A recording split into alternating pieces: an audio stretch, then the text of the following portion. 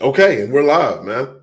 So, guys, I got a special treat for you guys. I'm gonna wait maybe a little bit. Somebody already went on ahead and said, "Am I in the right place?" Yes, you are, April. You're in the right place. That's good. All right, so guys, I got a special treat for y'all today. We got Mark Anthony here from Trailer Cash Academy. This man right here, his name has been ringing for a minute. And we actually got a chance to hop on the phone and everything, got the man in the right place, talk about a lot of good things. We had a great conversation on the phone. Without further ado, I don't think this man needs much of an introduction, but Mark, Oh man, thanks for having me. TCA, welcome to FMH, man.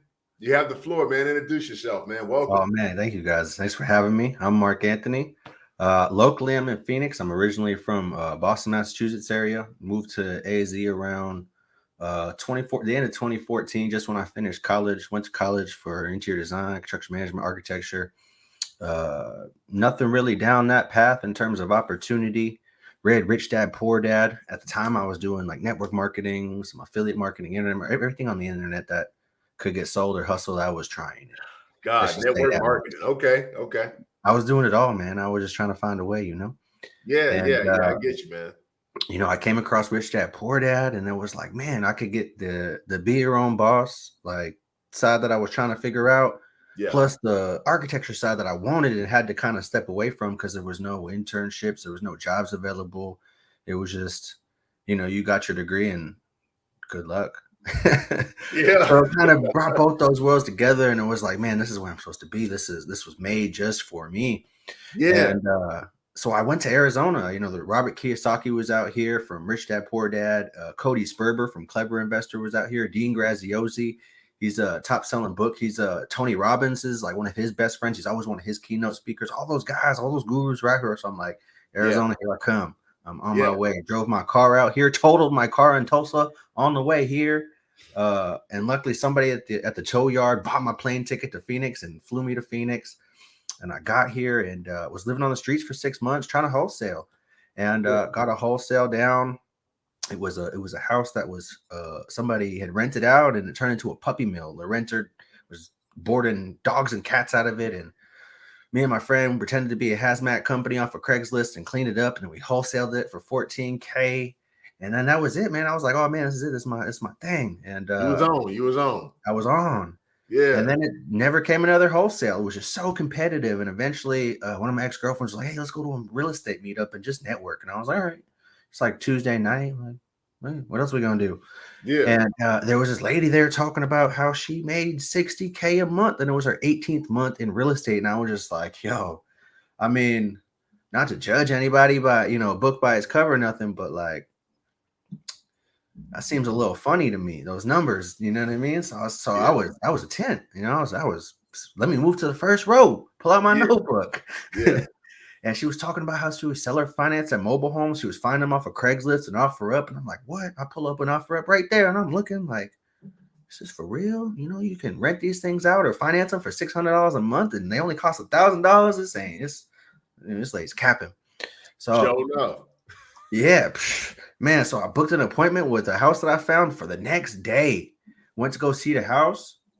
Guy was asking $1,200. He didn't really know anything about mobile homes. He actually flipped cars, and Yeah. he got cars from auctions and ended up with 5 mobile homes. And he Not was like, I much don't know what to do different. with them. Yeah, so he's like, let me just sell them. Like, so I got one of those. I had $200 on me. I was like, here's $200. I'll be back on Friday. It was like Wednesday. I'll be back on Friday with the rest. And next day, I found a buyer with for $5,000, and she had $1,500 down. So I Yeah. got my other 1,000, went and met old dude, got the title, and financed the home the rest of the way. Fast forward like 8 months, her daughter something, she had some type of family issue where she had moved back to Maryland from out of Arizona. So gave her the option: you could either sell this home, or you could just take whatever you got and walk, and we can just call it good, and I'll Yeah. just take care of whatever's from there. So she took her stuff and left. And so I hit up one of my friends because the house needed a little bit of rehab at this point. I couldn't just resell it. I needed to do something to it. So I hit up one of my friends. who was a mentor of mine who was doing this concept called infinite banking. Basically, they're using life insurance policies to get loans to fund real estate investments. It's long story short. So hit him up. I got a $4,000 loan to rehab the house. And then we were going to rehab the house and put it back up on the market for $12,000, pay off the loan, and then use the money that was left over to fund me my own policies so I could start doing what they were doing. Yeah. And so this was in a 55 plus park in June in Arizona. And at the time, I didn't know nothing about mobile homes. I was new to Arizona. I didn't grasp the whole snowbird concept where the people from the north come down south just for the winter and then leave in the summertime and are nowhere to be seen. So I'm stuck It's with a thing. So I'm stuck with this house. It's a 55 plus park, rent $750 a month, and there's no snowbirds to be found to buy this thing. And I've already spent $4,000 in the rehab, so I'm crunching my knuckles trying to figure out, dang, what's the move, man? Like, this is getting ugly. I got an eviction notice. I paid 2 months of rent, but that was like $1,400. I'm like, yo, this is crazy. I got my own house to live in. I'm not even really with this thing yet. I'm just trying to figure it out. Yeah. And I found some lady who wanted the house moved, and at the time, like, that was just against the rules for us. Like, what we were taught, like, the houses stay where they are, man. Like, don't even get into moving them. But I was getting evicted, but I still had the title, and I was like, man, what do I do? So I called a few movers, and I had one mover, old cowboy. His name's Cowboy Bill. I still talk to him and use him to this day. We actually became good friends over the years. He was like, I don't tear down the homes or get them on wheels or nothing, but you can call this Mexican guy Rito, and he can do it, and then I'll come and hook up to it and then haul it. I'll charge you $900. So I was like, all right. I have no idea how much Rito's going to charge me. So I found a buyer. The lady had just gotten a divorce. She got $25K from her settlement. So I sold the home with the delivery for $17,500. I figured, shit, I asked for $12,000. The rest should be plenty for moving. If not, like I can figure it out. All I really had to do was pay back that $4,000 loan plus 10% interest, so $400. All I had to do was pay back $4,400. That's all my obligations were. Anything else, I can figure it out from there. So it seems so little, like not to interrupt you, but it seems so little now where you're at from what you needed, right? Like that what was that $4,000 or something, or what was it, 14? 4,400. 4,400.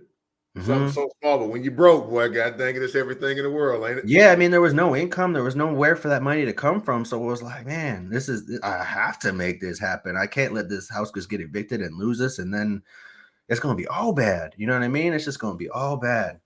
So I hit up this dude Rito, and he was like, hey man, it's gonna take me like 3-4 months to move that house. I got a schedule. And I'm like, oh no, that is not gonna work. So I was like, here's what I'll do, man. I'll come work for you, help you finish everything on your schedule. I'll learn the process. When it gets to my house, I'll do it my damn self. I'll do it all, and I'll help you catch up to your schedule. And then just let me, borrow your tools and your equipment, and I'll do all the work, man. And I'll still pay you. And so we did that. And then by the time we got to the house, the park had already moved in this old lady in the home, and she was sitting there shaking at the door on her walker. And I'm like, oh man, if I tell this lady what's going down, she's going to drop. Like, I'm going to have to catch her. Like, she's going to hit the floor right now. And I was like, thinking in my head, I was like, damn, I still got like 17,000. I could easily go find another house, a better one probably. So I did that. And I found a better house, went to go put in the first right of refusal for the park. And the park was like, we'll give you $2,000 more than what you paid for to keep it here. And I was like, say less, run the check. Went and cashed that check the same day, went and got another house. Found an even bigger, better house. We started with a 2-bedroom, 1-bath. By the third house, we had a 3-bedroom, 2-bath, beautiful home. I just worked my way up, and we ended up moving that to our home. And then from there on out, I kept moving homes to Rito, and I've moved every home since then, over 2,000 homes. Our other partner used to own car dealerships, and so he got us into the auction game, and we started getting homes from auctions, people who didn't pay their property taxes, their personal property taxes, and we're getting their home auctioned off by the sheriff. So we were going to the sheriff's auction and getting homes for like $10. Because how the auctions worked, they open and bid was however much the lien was, however much they owed, however much they owed in taxes. If nobody bid, they'd cut it in half and be like, okay, now what? If nobody bid, then one of the things that kind of got me my first start. Yeah. Was like, it wasn't my first start, but I did one flip, and I didn't know what wholesaling was at the time, right? I just did it. I was broke as hell. I kind of got an origin story like you got. So my whole thing was I knew about the notes, and we're going to kind of get off into that too. We're also going to get off into uh, somebody else that brought up an interesting question yesterday. I was on the phone with them, and actually, they were in your training over at TCA. But it was interesting. I said that I would kind of hold this question and stuff until I got you on to see what you had to say about, like, because in this industry,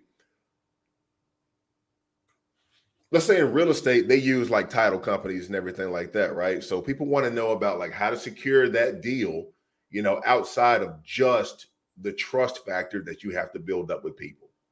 Going to talk about that, but you, sir, very passionate about moving. Not a lot of people in this space can say that they have their own moving company. I can't say that myself. I just kind of hire these guys. You do something totally different. Talking about moving hundreds, what was it, thousands now? Yeah, it started thousands of homes. And when you talked about it, it was like something so weird. You know what I mean? It was like you do a totally different kind of installation than what I'm used to in my area. Yep. You know what I mean? So, dude, expound on that. We'll go on to other topics, man. Tell us about that because you're passionate about it. You're actually out here. You're not like so it started with getting the homes, stuff like that. Yeah, it started with getting the homes from the auctions because, like I was mentioning, they start with the opening bid and they cut in half if nobody bids, and nobody bids again, then they drop opening bid all the way to $1, and it's like, all right, now who wants the home for $1?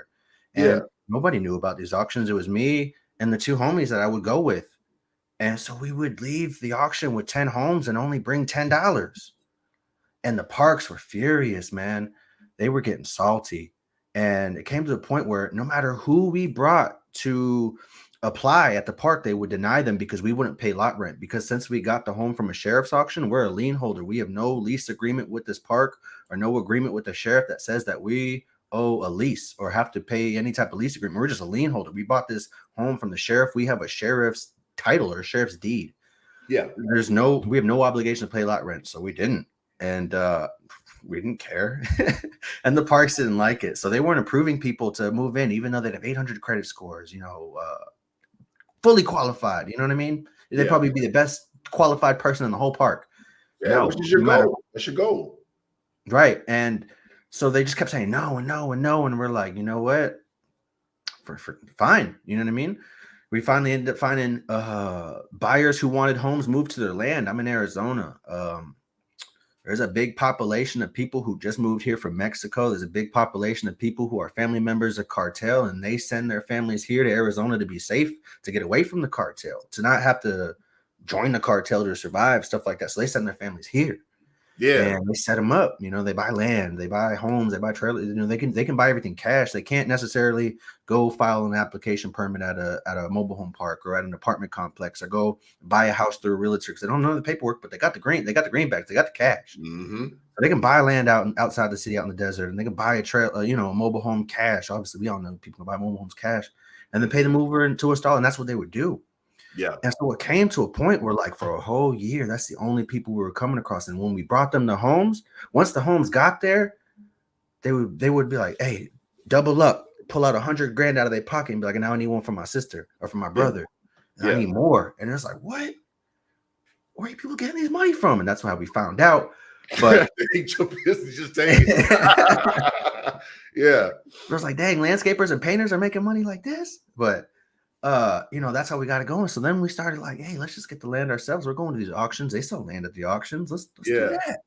So we started doing that, and we just haven't stopped from there. And we just kept going to the point. That's where pretty much that's the only thing we do is develop land. And when it comes to delivering homes, now we also deliver homes for the factory. When we're not doing our own stuff, we go to the factory. Sometimes the factory will have us move them to people's land, or have us put them in parks.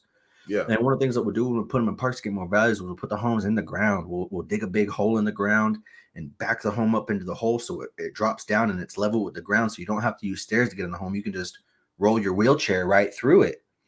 And then we pour concrete slabs. So like your carport is level with your ground. You can just roll your wheelchair right through. No steps, no ramps, no nothing. Yeah. So we started doing that. And so there's a lot of other movers around here to get more for the homes and kind of secure them, because Arizona flash floods a lot. it doesn't rain often, but what it does, it floods. So one of the things we're putting in the ground, we could put drainage systems inside of it to make it sure it doesn't flood underneath the home, and the jack stands don't sink, and the home doesn't start to get unlevel and crack the walls and crack the ceilings and create roof leaks over 15, 20 years. Because who would know that that's happening underneath the home until it's too late and there's a leak in their roof, and then you start to trying to figure out what's wrong.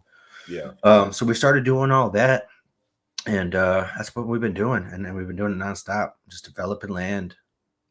That's what's up, man. I think that you know what, as a matter of fact, what I'm going to try to do is I'm going to bring up, while we're talking, maybe a couple of different pictures, because you had sent me some things. Yeah.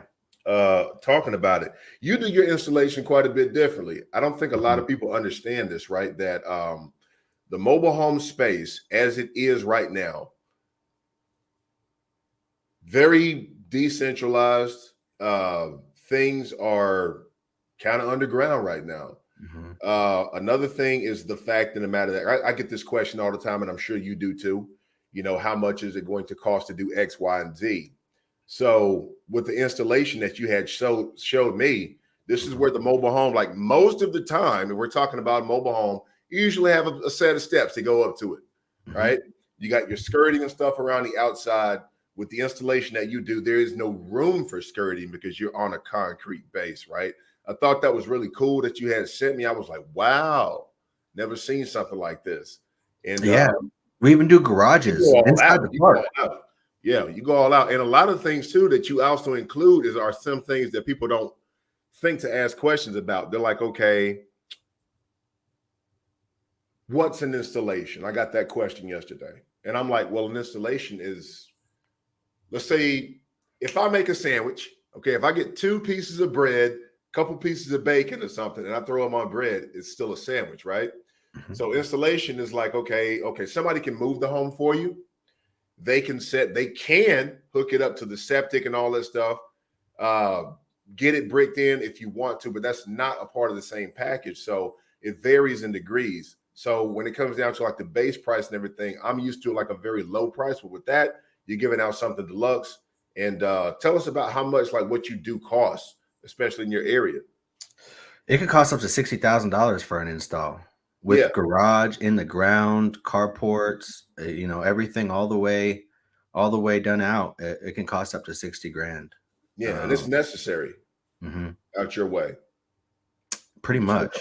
We have, like I mentioned, the big snowboard population. So we have a lot of 55 plus parks, a lot of people in wheelchairs who can't go up and downstairs. And they'll pay that extra. I mean, they just sold their house in Wisconsin in most cases, or Michigan, or somewhere cold, and they just sold their house for $300,000, $400,000, $500,000, and they're buying. So they have it, and their plan is to retire here and to spend the rest of their days. So they're ready to do what it takes to be comfortable for their last chapter. Okay, yeah, that's what's up, man. My first home went to a little Mexican family. I'll never forget it. So I totally understand what you're talking about putting some of these people in homes too. Yeah. You still in contact with those people, Lenny? Yeah, absolutely. Yeah, they hit you up sometimes. I actually have one, like the guy that first bought my mobile home for me. I actually have some people of his working for me. It was a small Mexican family, and everybody's money is green. So never count those people out. And if you got to get out there, folks, make your posts and stuff out and hire somebody on Fiverr or something like that to get your stuff translated over into Spanish. Folks got money out there too. Yeah, I mean, they work. You never see a Mexican or Hispanic out there on the holding a sign begging for money or nothing. They're out there working somewhere. You know what I mean? You never see them carless waiting for a bus. They always got tons of vehicles that they pay cash for. I mean, they work. You know what I mean? These are hardworking folks. Yep. They're hardworking folks, so you can you got a chance to help somebody out. So I say it all the time, and I don't want to be too preachy about it. I think that there's nothing wrong with flipping mobile homes so that you can get that check, right? There's nothing wrong with that. You're not doing this stuff for free. But at the same time, there's these things called intrinsic values that you get that you really can't put a price tag on. Whenever somebody pulls up, they got their, I've seen it 1,000 times at this point. Somebody runs up, they got like a 3-year-old daughter or something like that. And then they go running off into one of the rooms or something like that. You don't see them again until maybe the place closes. I mean, those are things that you kind of cherish over time. Yeah, knowing that this family is going to be able to spend birthdays there, Christmases, Halloweens. This is where their childhood memories are going to be for the rest of their lives. Yeah. Being able to be a part of something like that is, I think that's why we all do it. Everybody wants to make an impact somehow in the world.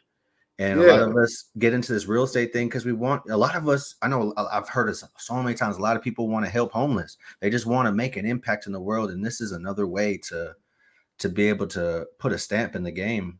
Facts. I mean, I tell people, matter of fact, I've told this story maybe like at least once or twice in my group. The old story of the stone soup, right? Like it was like these two guys. I don't know if you remember that. It's an old story. Probably talked about it in school. Two guys who had a pot and they just had some water in a stone. They made stone soup, right? So eventually other people got, curious about what they were doing. And they were like, hey, what stone soup would taste wonderful if we just had some carrots. It was just rock with a it was just water with a rock in it. And people got curious and they started bringing their own things. So when you come into this, bringing your own motivations with so many different people, this has the potential to not only enrich your life, but also make something great. And there was something else that you had brought up too, about possibly working together with other people too. Like let's go ahead and call a spade a spade. You and I do the same thing. All right. We could be competitors towards each other, but there are ways for us to be able to work together. And I think that, here in the future, I mean, I'm just going to give you the platform to be able to do that. But right now, people are talking about that they want to do something great like what you're doing is putting families in homes. Everybody sees the flash and stuff, but I want you guys to pay attention to that. Sean Wilkins said, I definitely want to do the same thing. What else did you say? You said, I got money saved up and want to jump in on doing this to build affordable housing. How difficult would it be for somebody to get off into this initially? Not hard at all. There's a lot of grants. There's a lot of investors, especially traditional investors who want to get into the space. The numbers, the numbers don't lie. We all know what the numbers do. That's the biggest thing and I always tell people I've never done a deal by myself. Every deal I've ever done has been in a collaboration. I always had a JV partner at some level or another, sometimes multiple JV partners, whether it's finding the home, funding the home, finding the buyer, rehabbing. There's always been a team involved. It's never been just me all by myself. I've always found ways to collaborate or work or partner with somebody in some way or another. So there's definitely tons of opportunities. I work with people who just specialize in flipping land. That's all they do is flip land. And we work together by finding land to develop properties. And that's one way that we can collab together, where they can bring something to the table. I can bring something to the table. When we come together, we can make something out of it. Like you said, your stone soup, they bring the carrot, I bring the stone in the pot. That's right. That makes a lot of sense, man. I like the way you think, brother. I like the way you think. I've been saying it for a while. I was like, there's no reason why any of us should be afraid of like networking with other people, even if they're in the same space. You go into a store, all right, you're a cool dude. Like I could really walk up to you on the street and just dap you up. So I'm gonna ask you this question right here, right? You go into a store and you buy like a bag of potato chips. What we got in there? We got Lay's, Tom's, if you hood, you know what I'm saying? Just everything, skins, everything in the store. I'm talking about the hood stores and stuff where you got like, a variety of everything. But ain't nobody, the person who owns those companies, ain't nobody starving. You know what I'm saying? Even though you have like this different variety, you got these chips over here, you got these chips over here. Everybody who owns those companies is still eating. So there's still room for you to come in there and play around. Folks, this is not a saturated market and there's no room. There's no reason why you should be in survival mode, is what I'm saying. Like when it comes down to investing with other people, 50% of something is always better than 100% of nothing.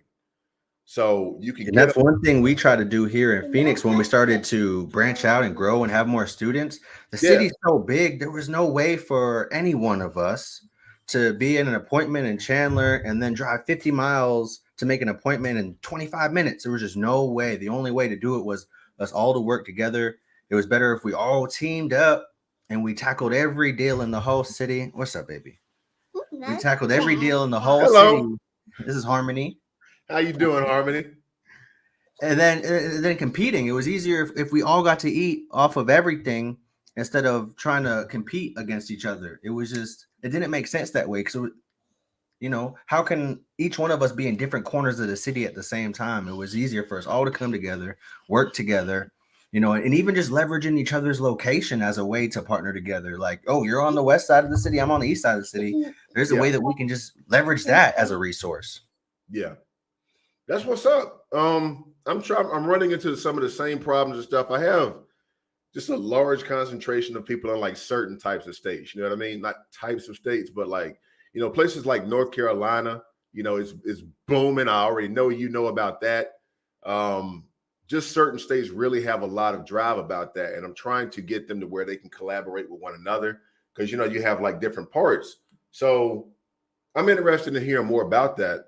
Maybe I could help out a lot more people by shadowing your method a little bit on that. Because I really don't want people fighting over deals or anything like that when you really could be working towards something And together. there's so many different roles or ways to play. Like, there's not just one way to make money in this industry. I mean, we have people who just do the mailers. There are people who just do bandit signs. We have people who just do inspections. Some people who just meet sellers and negotiate and do the inspections and the walkthroughs and get the homes under contract. We have some people who just work with the buyers and show homes. Like, there's so many different roles. There's no reason to wear all the hats. You just find what your strengths are, what you're good at, and find a way to collaborate with other people. Like, instead of doing it all, like for me, one of the only things I move the homes, and I always have cash buyers. That was one thing that when I started off that got me this far was there was other people in the city that were doing the same thing. They would beat me to homes to getting them under contract. They could get there faster, or maybe they had more money. Or they put their own money down. But I always had a cash buyer. I could close a home in the same day and bring 5 buyers before the street lights came on and have that home sold. So it was something that I was always able to bring to the table and collaborate, even though they might have brought that piece to the table. I was able to bring another piece to the table, and we were able to work together that way. So it's not even trying to do everything. It's just maybe even just getting good at one thing. Yeah. Just being efficient. Mm-hmm. And it makes it easier and trying to get good at bandit signs and mailers and Facebook ads and doing there's so many different ways to grow. You know what I mean? There's so many different I call income producing activities or key performance. There's so many different things that make these wheels turn. You go crazy trying to do it by yourself, or you get burnt out. It's a business. McDonald's doesn't have just one employee. McDonald's has teams, regions, managers, and then staff. You know what I mean? And so I've always tried to build like that to scale and grow, and just not get burnt out. And everybody just play to their strengths. I have some of the people here on the market. They don't like talking to people. They don't like not like talking to people. They, like face to face, they're shy. You know what I mean? They're not very outgoing. So they'd rather do the mailers than go do the home inspections and negotiate. So it's like using people's strengths and weaknesses, what they don't want to do, what they do want to do, and find a way to build a system. Yeah. That's 100% correct. I want to ask you this question right here. Using that network, knowing what it can do for you, do you feel like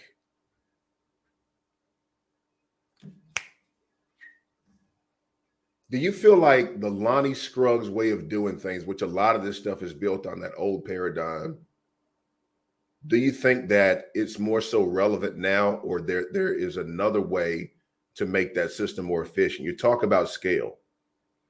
All right. I've read the book. I know you've read it. A lot of people who are going to be on the stream right here will have at least picked it up. I try to include a link for a Kindle link in every one of my videos. How can that method be made more efficient?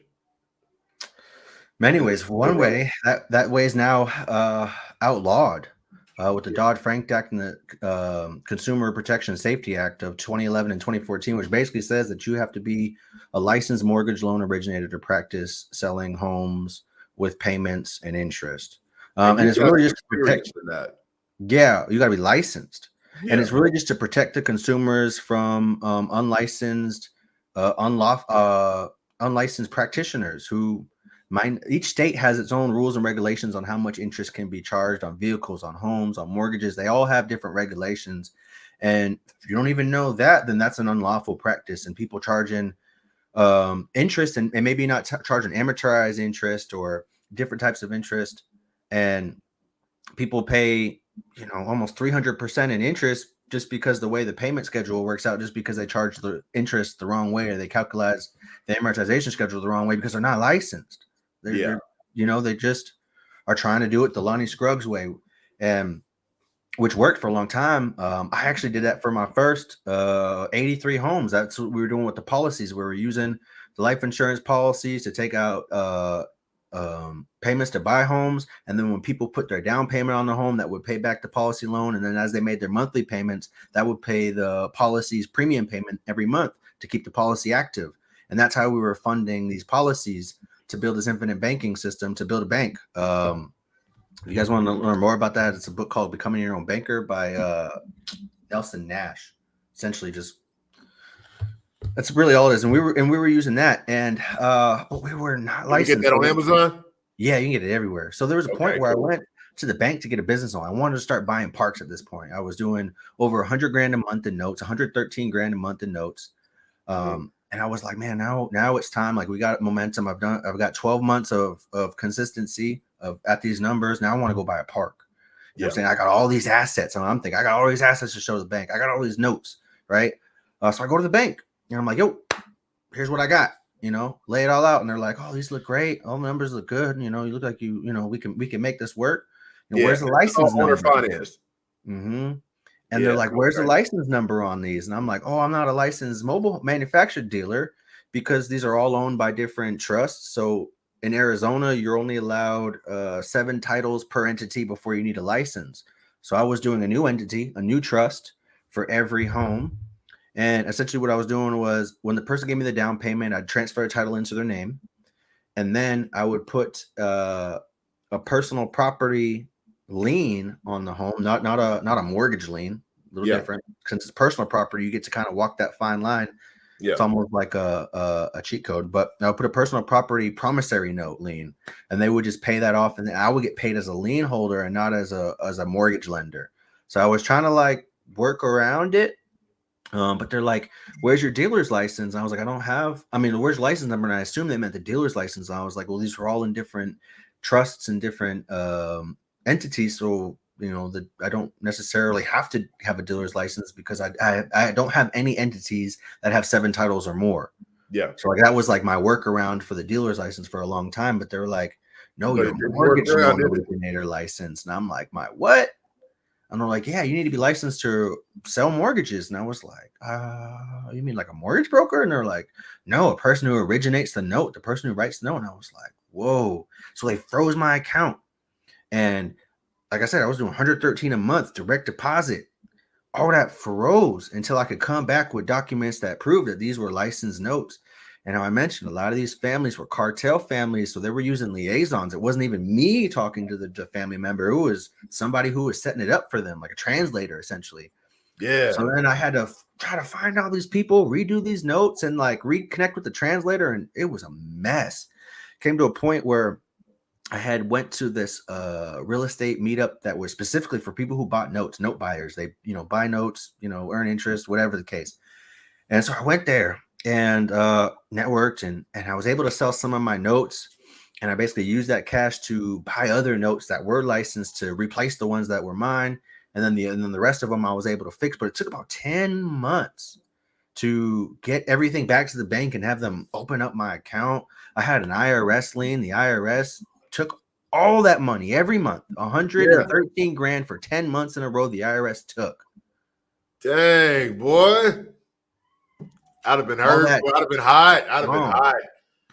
So from that moment on, I was no more of that. So I got a mortgage loan originator license after that, started using MLOs.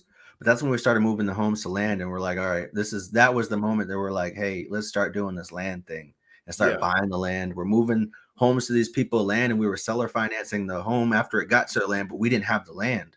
So I was like, oh, it's going to be a lot easier if we just put it on the land and then go through a title agency and do it that way, and let the title agency do all the mortgages, and then they cash us out or they facilitate the payments, which one we wanted to do. They could do both. Yeah. So that's when we kind of started to switch over to that realm and started doing it that way. And then the ones we still did do seller financing, we either did a note or we put the property into a trust, a personal property trust.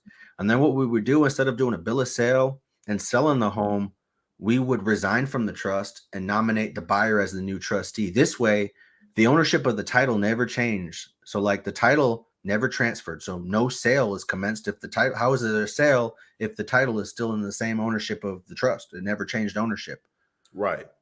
So, we worked around the sale part of it by just resigning from the trust and nominating the buyer as the trustee. So now they're the manager of the trustee. They're the owner and operator of the trust, and the trust owns the property. So technically, we never sold anything because the title of the home never transferred ownership. It was always in the same ownership. So no sale was commenced, essentially. Right. So we started doing it that way. And then that helped us avoid sales tax, because in Arizona, we have to pay sales tax on every sale, not just the first sale from the factory to the dealer, but every sale throughout its life. We have to pay sales tax. That sounds Right. criminal. Not every state's like that. Arizona is one of those states. So we had to do that. And then plus it stopped us from all of our income tax. If we're not making any sales, then we're not making any income, right? Yeah. So no income tax. So, right. So we started doing that. And here we are. That's very slick right there, man. I like the way you got around that. So you got your MLO license. Yeah. Well, somebody on our team did, Rudy. Mm-hmm. Okay. And that's all he what's up. does. That's all he does. So Yeah. he does them for us. Then he has his own customers, clients that he works with other parks. So when Right. parks want to do their stuff, he goes to the park. That's what's up. So that goes back to what you were talking about. There's more than one way to skin a cat, more than one way to make a profit in this industry. Just so happens that about a week ago, I had a young lady on, and she's getting her license right now. And I wanted everybody to know the dangers of Dodd-Frank, right? Potential dangers out there, folks. A lot of people don't talk about this stuff, but you got two guys right here who know about it. All right. It's where you're limited to how many deals you can do, and it varies with each state. But you can get hit from anywhere from, the way she explained it was anywhere from, for each offense, depending on how many you have, it could be a fine of as little as $5,000 or on up to $100,000 for each instance, right? So there was a couple of people that I heard of out of Florida who got, skint, 7-figure skint. So it's very important. It might not sound like a whole lot, but folks, you guys need to know about that stuff. But I'm glad you found a workaround, man, because if I had about 100 plus grand coming in a month, boy, I would have just shit bricks, boy. I would have been out. But it is what it is, man. You got your work around it, and you learn from it too. You have you got days when you win some and you learn some. So you learned. Yeah. I like that. And it steered us in the right direction in the long run. So it worked out. Yeah. Yeah. Another thing you were talking about with the notes, right? So this is one thing too that a lot of people need to understand. Bro, wholesaling is great. Wholesaling is great. A lot of people get off into the wholesaling space, and you have different types of investors here. You got guys like us. We really don't mind doing the work. We got our crews and everything. We go out and do our thing. We buy and sell. Now you're dealing with land. There are some people who only want to deal with the wholesale stuff, right? And there's nothing wrong with that either. More than one way to skin a cat in here. When I say that, though, when it comes down to wealth building, like you just had your daughter right there, your beautiful girl, Harmony, and you got so many people out there who want to get off into this space and they want to build generational wealth. How does note playing work into that? Could you dig a little bit more into that? Because I want to get more people off into the owning stuff and then getting payments each month versus the wholesale stuff. Because the wholesale stuff, in my opinion, is quick cash. But we need to talk about like owning things and how much money that you're leaving on the table by not investing in the notes that you're creating with some of these homes. And the interest. Yeah. Warren Buffett said the 8th wonder of the world is compounding interest. Yeah. Pretty smart dude. Pretty smart dude. He did buy Clayton Mobile Homes for $8 billion, and he makes $11 billion a year building Clayton Mobile Homes. So that doesn't even count the mortgage. Talking about that, do you? Yeah, and that doesn't even count Can-Am mortgages or Can-Am insurance. Those are also 2 other companies that he has to back those. Whoa.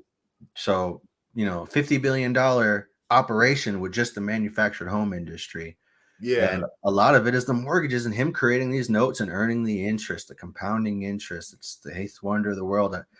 That's what this whole book is about. Becoming your own banker is about financing your lifestyle through life insurance policies to recapture all the interest that we pay out to other lenders and keeping it for ourselves and recollecting that through the life insurance policies, because everything in the life insurance policy is considered pre-taxed. So any money that goes in comes out through a loan or goes back in through a repayment, or any money that's earned in the policy through its growth is all tax-free.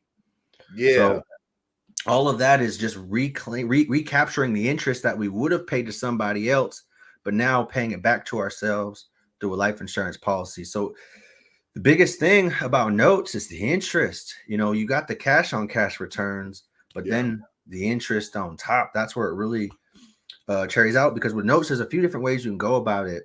Like I mentioned, the notes that I had, I sold my notes and I cashed them out, and then the note buyers just went and collected the interest on top of the notes. I even wholesale notes that aren't mine. I've even wholesale notes to other note buyers and got a finder's fee or a wholesale fee. And basically the note buyer cashed out the note owner, the note originator, the principal, the basic cash amount, and then they collect the payments and then earn the interest on the back end. You say more ways to skin a cat. That's even another way to earn off of notes, just wholesaling notes. Yeah. Not even creating or buying, but even wholesaling them. Yeah. Matter of fact, this is what I'm going to do. I'm going to take one quick second right here to read a couple of these comments. We're going to get back into it. There's one person I definitely want to kind of highlight right here. So Tina was like, yes. Okay. I love this woman right here. She's a firecracker in my group, and she knows what she doesn't know, which is a benefit. You know what I mean? She always asks plenty of questions, but she's also a very competent person when it comes down to going out there, getting her deals. Good to have you here, Tina. You need to start learning about these things, man. It's talking about different types of ways. And one of the things that I thought about, that your name popped up in my head, is all these different connections and stuff. Like, she hasn't really flipped her first mobile home as of yet, but she's making so many connections. I'm just like, it's right around the corner for you. You know what I mean? So I had to highlight her. Yeah. Javier Maravi's like, let's go. Okay, that's what's up, man. Glad to have you here, Javier. Sean Wiggles, I already read this one right here, but glad to have you here, Sean. He said he's ready to go ahead and get started. Big Bags 112 said, what up, fam? All right, what's going on with you guys? Jason Porter just spoke with this guy on the phone the other day. Very stand-up guy. I think he's flipping down there in Missouri. So networking is key. Thank you both for the knowledge. Hashtag FMH. I think somebody wanted to get up with you. Let me see here. VO said, Mark, please, can I chat with you? I'm in AZ. We're going to get some contact information from Mark after this broadcast is over so that you guys can know how to get in contact with him. Are there contractors that refurbish mobile homes? What is the average cost of rehabbing a mobile home? Thanks for the content. Bit of a compound question right there. You want to tackle it? Yeah, I always say if you can stay under $5,000, you're golden. Never go over 10K, and that's if you have to completely rebuild it from head to toe, siding, roof, subflooring. But Mark, no way. How are you going to flip an entire mobile home for $5,000? You're capping. You got to keep it cheap. You know what I mean?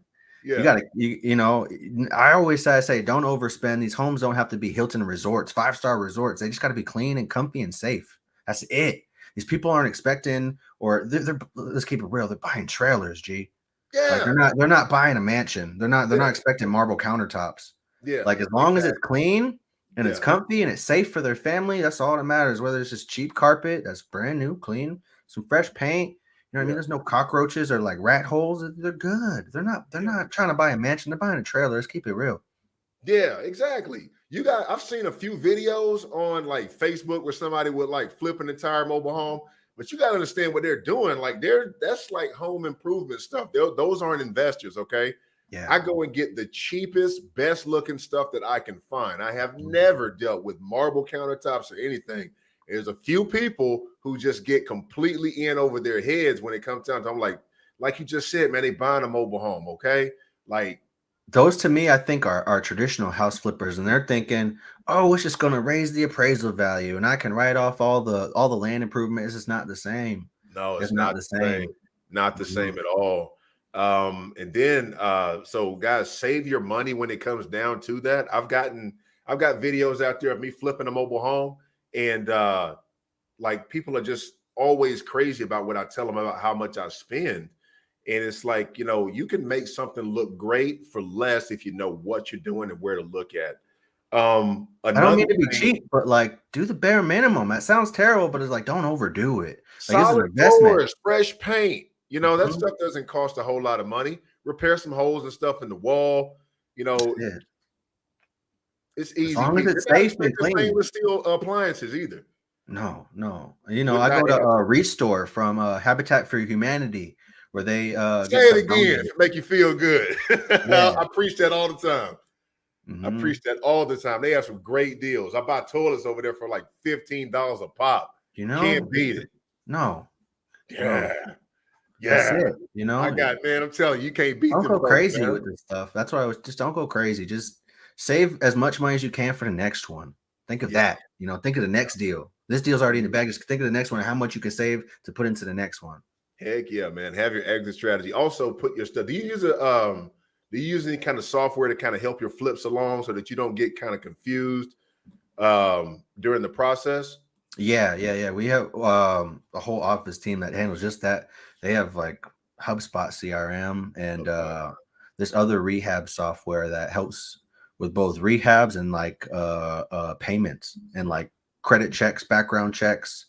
I'll have to find the name of the website or the software. They do. It has pretty much all of it. It's for traditionally it's for like an apartment. People own apartment buildings and are rehabbing and renting apartments, but we use it for this. Whatever. Right. That's what's up. I mean, if it comes top of mind or something like that later on, we'll I'll put a little ticker down there where people can kind of look it up and see what people are playing with because you need systems and stuff. But touching on Dewan's question here, yes, there are contractors who refurbish mobile homes. What is the average cost of rehab? And he just answered that question.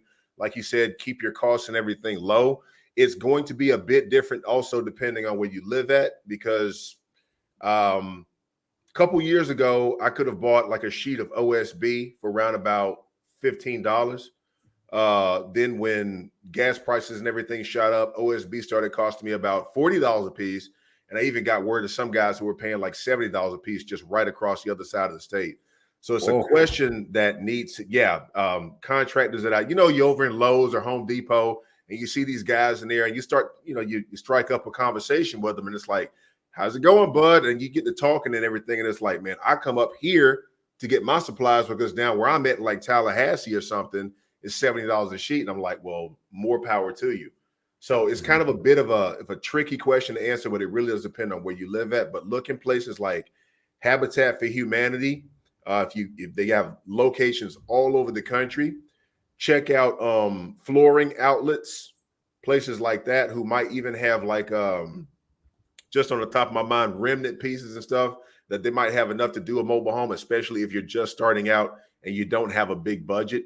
They'll let these remnant pieces go at a discount. Same thing goes for going to paint shops when they might have colors that have already been poured for contractors that they can't get rid of because it's a specific color. You can go in there and it's right. You just go on ahead and grab it for a great discount. There's all kinds of ways that you can look for deals and stuff like that too. So And even asking contractors, a lot of times they get extra materials that yeah, they sometimes have to bring back or they don't, they just stockpile it up. And even if it's a roll of carpet, it can be used. It's not like you have to roll 2,000 square feet of house. All you need is a couple hundred square feet for carpet. yeah, bet. So, Just like that. You can find stuff like that anywhere. So there's deals and stuff like that out there. Like he just said, look for your deals. Try to keep your budget and everything low and try to be realistic when it comes down to the end goal of your flip. All right. So let me see what else we got here. April said that's my plan I'm working towards. Okay. Do you guys have any connections in Central Florida? I don't mind working hard. I just want to connect and go from there. Central Florida. So I'm sure Sean is probably around about Tampa or something like that. There's lots of connections there. yep. You guys are all over the country. I'm getting all over the country now. I do have some people and stuff in Florida. So there's going to be some people right here on this chat that you can network with, but there's going to be some contact information later on at that. And also I'm going to kind of plug my workshop that's going to be coming up in July, where you guys can actually come and do an entire flip with me. So yeah, we're going to get you some contact information. Dewan says, thanks. Tina, got to read your comment before we move on. He said, thank you, Mike. I'm going to have to listen to at least 2 or 3 times. Extremely valuable information. Yes, Tina, thank you so much for joining, and your presence is always appreciated. So working together, man. Tell us more about what you're thinking about in your mind, if you don't mind disclosing something like that on this chat. Yeah, absolutely. So I have a few other companies called Eversmart, where we're building smart cities using affordable housing, sustainable sustainable houses using renewable energy. So we also have a nonprofit where we build the affordable housing communities. And right now, that nonprofit is called Humanifest. And we're launching right now to start building affordable housing projects, communities, and in Texas, Carolina, Texas. I said Texas, Right. Georgia, Louisiana, and Arizona. Those are the states. And we're basically just building neighborhoods, gated communities, and creating affordable housing options for single parent households, veterans, senior citizens, people who are disabled, first responders, teachers, children who have aged out of foster care. What else? I'm missing one. Oh, and people who suffered from redlining, like say Native Americans who were forced to live on Indian reservations and now want to like move into the city and get jobs and acclimate. Helping all those people with down payment assistance programs, rent assistance programs, and creating affordable housing options for these people. And what the nonprofit or foundation is essentially doing is going to be buying the land and holding the land and really protecting these people from the speculation of the land costs. And what I mean by that is we've seen the price of properties all across America the last 2 years go up. And it's just the price of the dirt. When it comes to the walls, the roof, the windows, all those things wear and tear, they depreciate and they lose value over time. The only thing that appreciates when it comes to real estate is the land. And why that is because the purchasing power of the dollar deflates. Or inflation essentially, but it's really the deflation of the purchasing power of the US dollar, making things more expensive.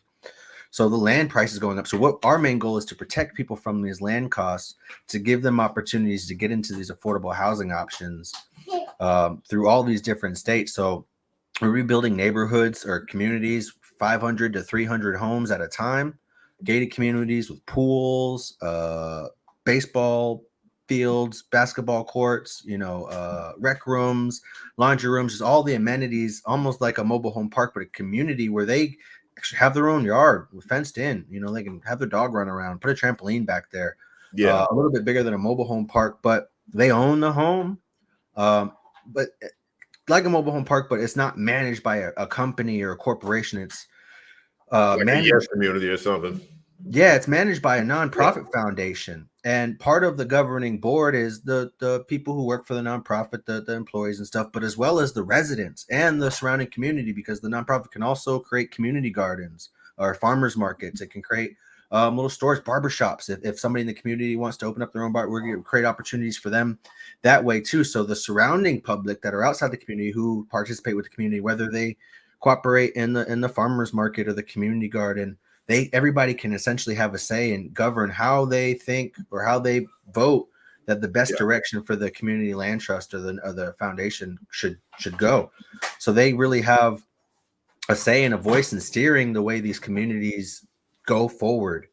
Instead of having to worry about that's another thing too that goes into it. I'm not going to drop names on this one right here, but let's just say that there's at least one individual that I know about who teaches about buying mobile home parks. And I'm not a huge fan of how he talks about the occupants of the parks when he goes in there.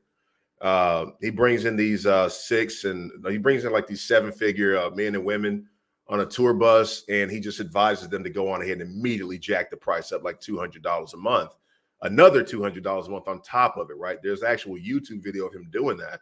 But with what you're talking about, they actually have just some say-so over what's going on. you know, and not have to worry about like people coming in there buying up their community to where they can't afford something. So I applaud you for stuff like that. Yeah. You actually showed me some pictures, and they're container homes, right? Yeah, well, okay, well, we're going to be starting with manufactured homes just because the availability, but eventually we're going to turn into when. So the goal is within about a year and a half to raise the foundation to 50 million, and then at that point we can start to begin to open up our own factories. I've already opened up a factory, sold it, but now doing that again to open up our own factories to start building better, safer, more sustainable homes. We all know manufactured homes. These 1960s homes are gone. The Yeah. 1970s homes are barely there. The 1980s homes don't got much time left. So creating a way to create a home that can last at least 100 years. So that's one of the ways the container homes can do that, because the frame alone is going to last that long. But being able to create an opportunity to create generational wealth for these people and get them out of the rat race, where we either create down system payment programs that we get grants for from the government or the state, Right. Home repair grants if people want to update or upgrade their home or repair, say they've lived in it for whatever amount of time, helping them get grants that they don't have to pay back to repair their home. That's something Say I they didn't want, think about.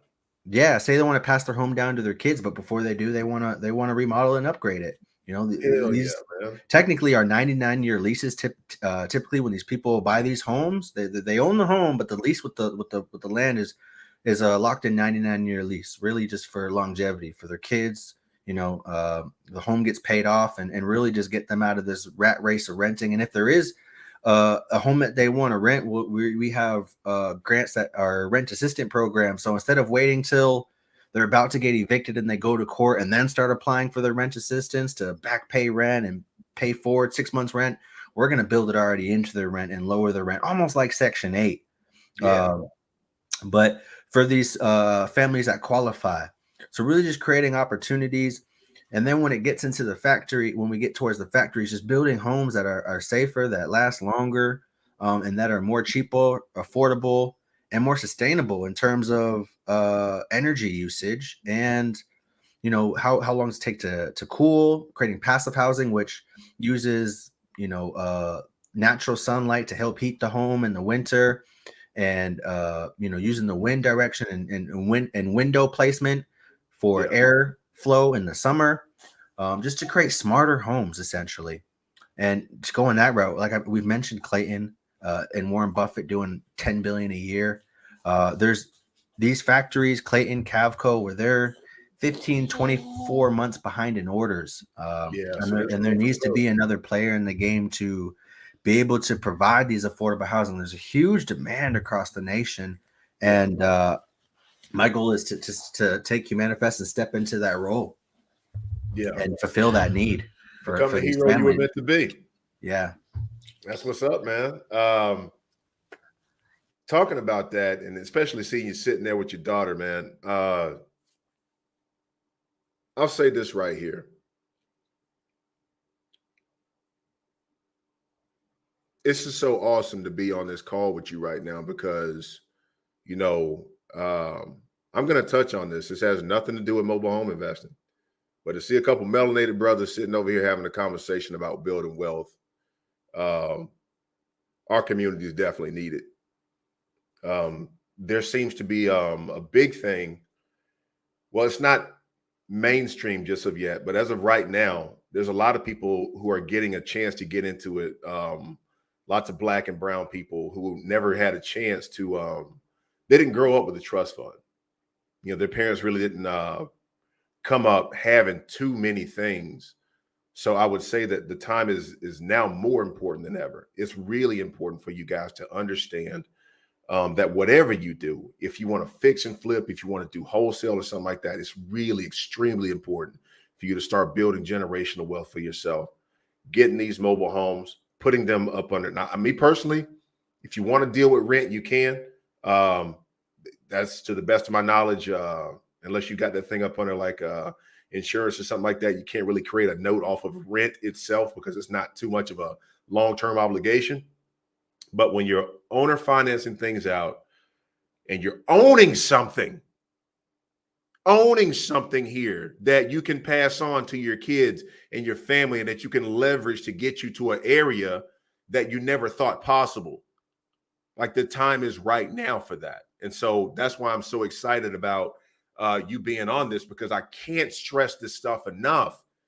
I remember when I first got started, my first LLC, which failed. Okay. I'm not perfect. I remember back then I used to work in a factory. It was really hot. It's hot up under these lights right now. Apologize. So face is getting a little moist. But I worked in a factory and I used to have a credit card. It looked like an EBT card. You know what that looked like? You know what I'm saying? We all see the EBT card. Somebody selling $100 worth of food stamps for $50. You know what I'm saying? 2 for the 5. So here we go. My whole thing is I used to go to this $1 General, go get my food.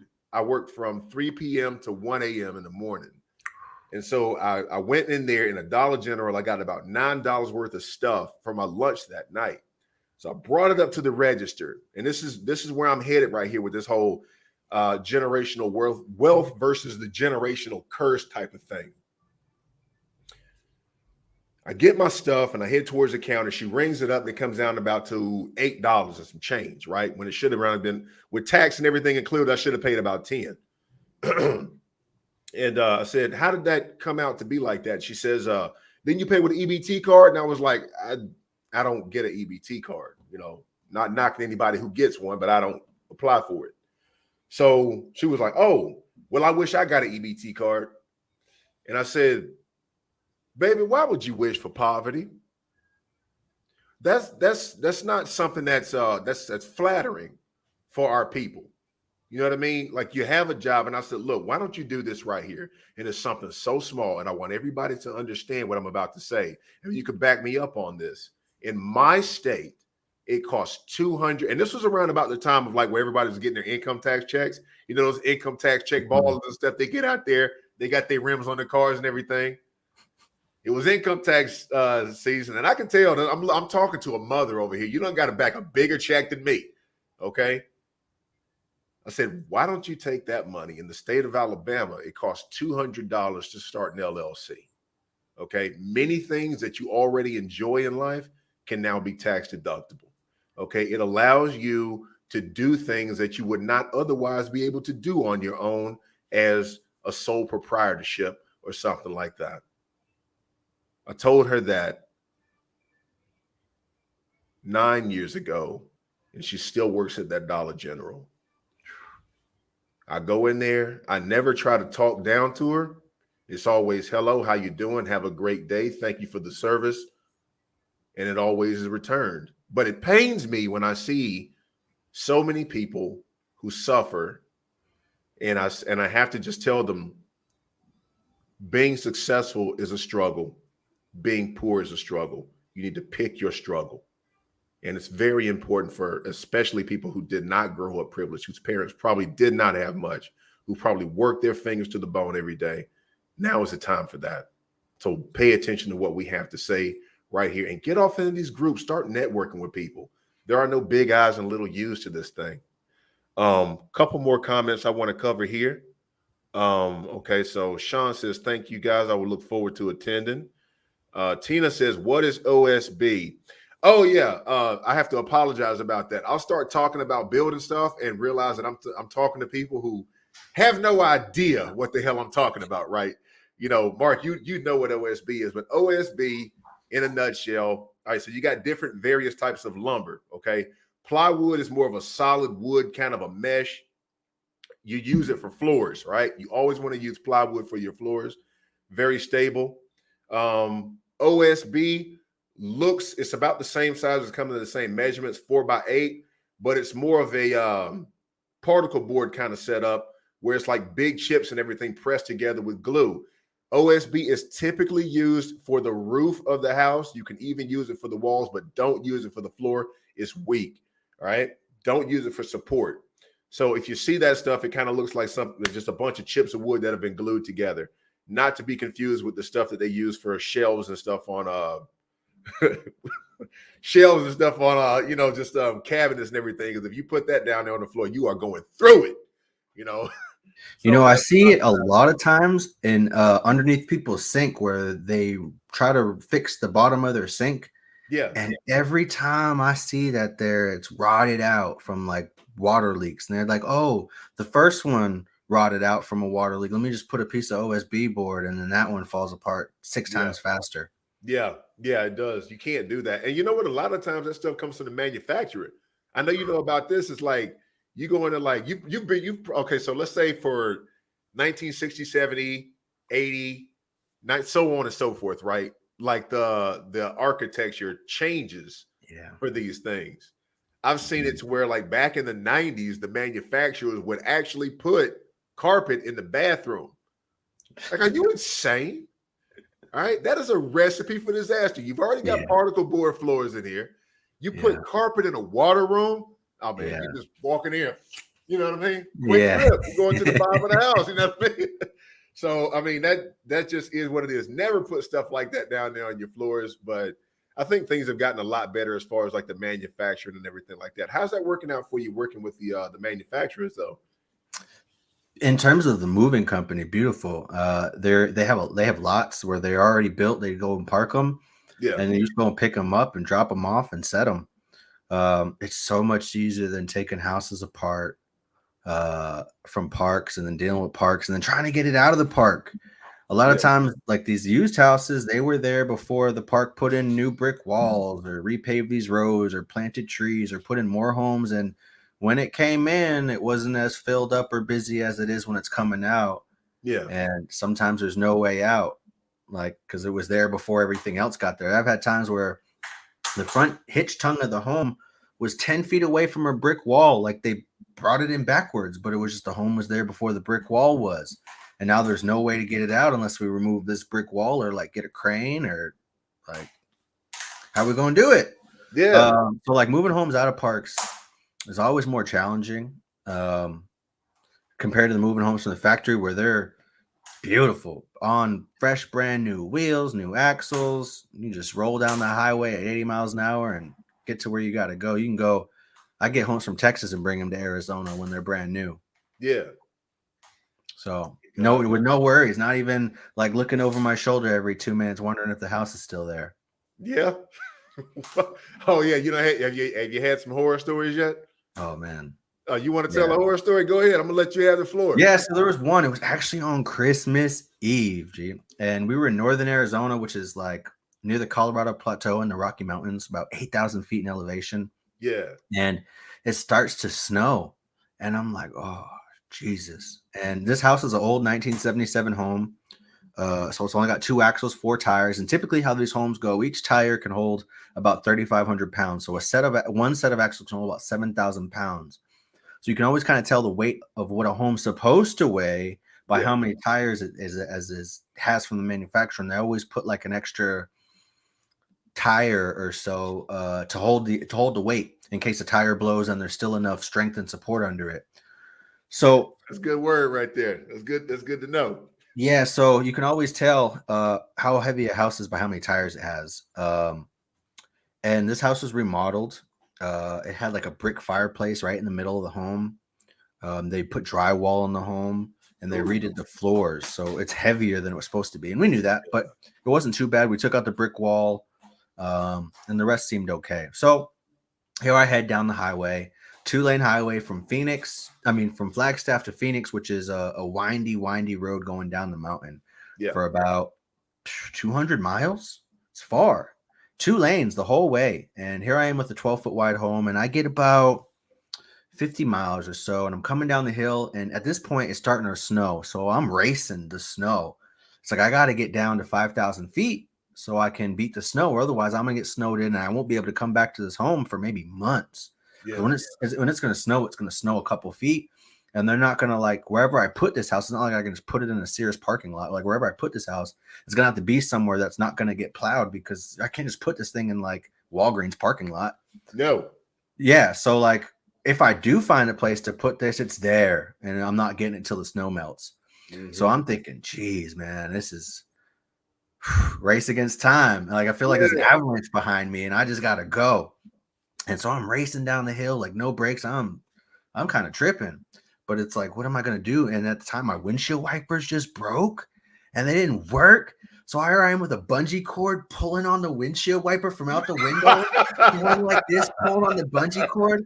And I got my home in the passenger seat, and he's laughing. I'm like, dude, you're laughing right now? Yeah. I might have to go tell your daughter why you didn't come home tonight. Fool, this isn't funny. Yeah. I'm freaking out. Like, I can't security of the world, Craig. We're pulling on these bungee cords, trying to move the windshield wipers, trying to get the snow off, and I'm driving, and I'm scared out of my eyes. Yeah. This is probably the scariest I've ever been. Yeah. And all I hear is boom, and I'm like, oh, what was that? And the next thing, the house just tilts like this, and it's like this, and I just see the house like this. And then I look in front of me, and about 100 feet, 200 feet in front of me, there's a guardrail and a huge turn, and I'm like, oh, I can't stop in time for that guardrail. Like, there's 200 feet, and there's no way I can stop by then. I'm gonna have to ride it out. Yeah. And so I ride it out, and it's leaning over the guardrail, and I'm like, oh man, I'm opening the door, take off my seatbelt. Like, if this thing goes, man, I'm out. Yeah. And I'm telling my homie, like, you better be ready to climb over, bro, because that's your side. I don't. Yeah. You might want to jump out now before we go over and just catch up. You know what I mean? How'd you get out of this one, man? So I'm riding it, and I was riding on the rim here, and it's got one tire in here, boom, another boom. Now both tires are out, and now it's like, and it's like I'm tugging on it, trying to get it to roll. And I finally get past the guardrail into the exit, and I make it like 50 feet in front of the exit. I didn't even get to the off ramp, and it just stops. And I try to pull on it again, and it won't move. Yeah. And I try to pull on it again, and it won't move. And we're dead stuck in the middle of the highway on Christmas Eve in a snowstorm. And so I just dropped the house. I unhook the truck, and I go all the way down the mountain. I get all the way down, and I park the truck somewhere at a casino where it won't snow. And we come back. There's helicopters, police, state troopers, everything. They got the whole highway shut down. Helicopters, everything. They're like, oh, there's an abandoned mobile home in the middle of the highway. Like on Christmas Eve, it was crazy. And we show up, we're like, oh, wasn't us. Yeah. We just come. Somebody called us. We acted like we were maintenance men at a mobile home park, and somebody was calling around looking for help, looking for axles, looking for tires, and we just answered the phone. And we were just coming just to like, oh, it's Christmas Eve. Somebody's stuck on the side of their home. We got to come help. So we didn't want to ticket and say it was us. Like, we left it there. So we pretended like we were just some maintenance men at a random park down the street, got a call for emergency, and we just came to help. And so we there, and we're underneath this house. We're welding the axle. We had to rebuild the tire axle. We had to cut everything off and weld fresh new axles because it was grinding down. Just trying to tug it for like half a mile maybe, and it was rolling because I was downhill, so I had momentum, so it was pushing. Yeah, but it was bad. So we were there on Christmas Eve till like 2 a.m. trying to get this house off the road, and then finally a tow truck came and it towed us because I left the truck like 60 miles down the highway. I was like, no, like you won't even connect us together. Yeah.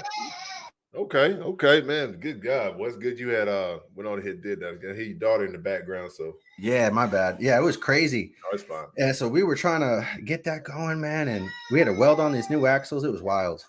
Yeah. Okay. Good God. Well, I don't know what the hell to tell you, man. I've heard some horror stories, but I ain't heard one like that. That's terrible. Get a licensed mover, folks. Seriously.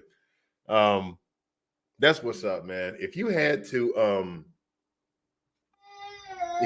convince somebody that they're in the right space, what would you say? I would say this: real estate, they always say location. Now, the one thing about real estate is you can't move a location. You just got to switch the location around. But with mobile homes, we can pick up the home and move it to another location. Where is this mobile home most valued?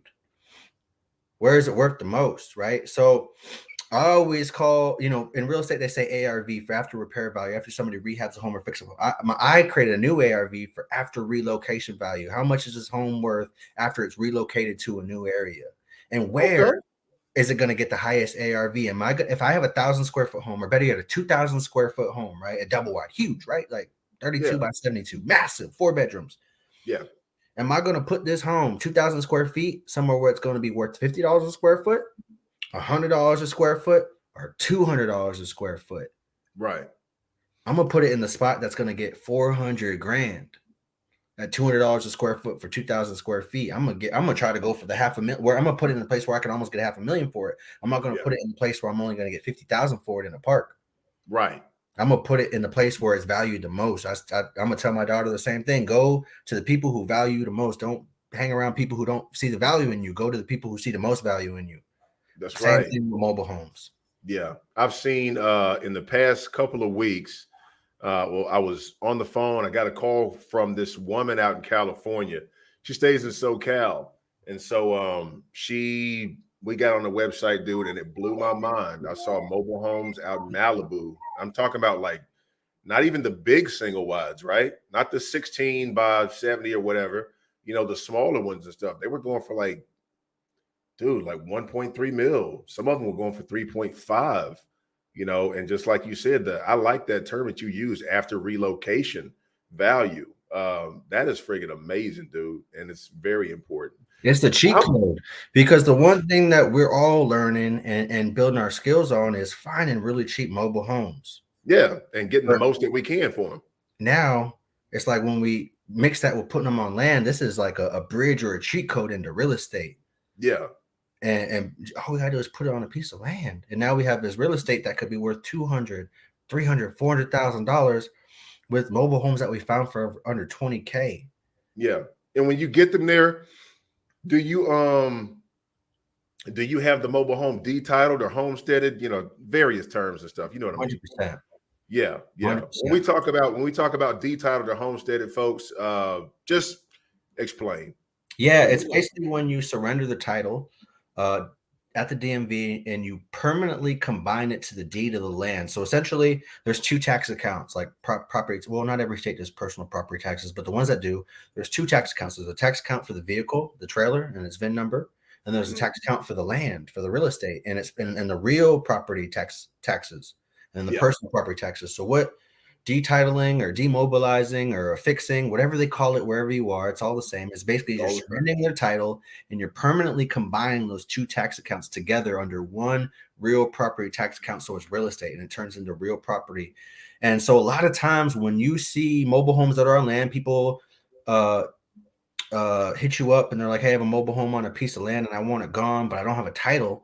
A lot of times it's because that home has been detitled and affixed to the land already. And what you have to do is just find the original documents that they submitted to do it, and then just reverse it, take it back to the DMV, and they go and inspect the home and make sure the numbers on the serial number, VIN number on the paper match the one on the trailer, and then they can reissue a new title, reinvent one, because at the time it's completely gone. It's surrendered. It's non-existent. There's no way anybody can find that serial number or VIN number at the DMV. There's no way to find the title. It's like deleted from existence.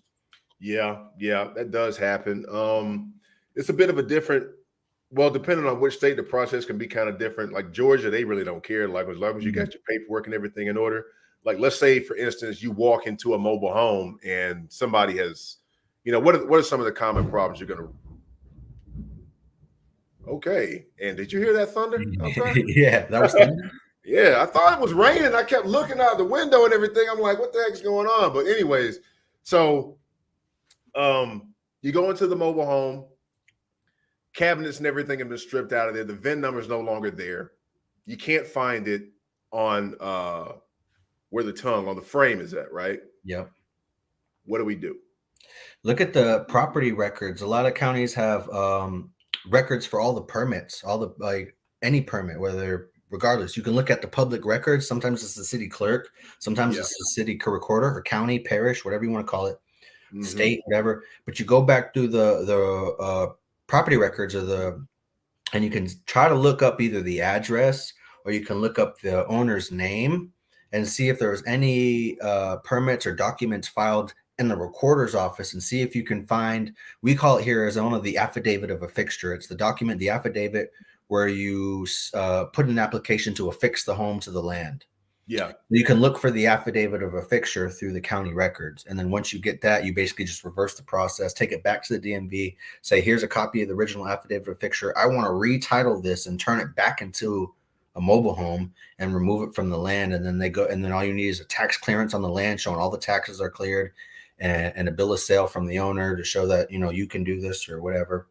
Right. And then they retitle the home and they go out for a level 1 inspection, just inspect the VIN number to make sure it matches the paperwork, and then they reissue a title.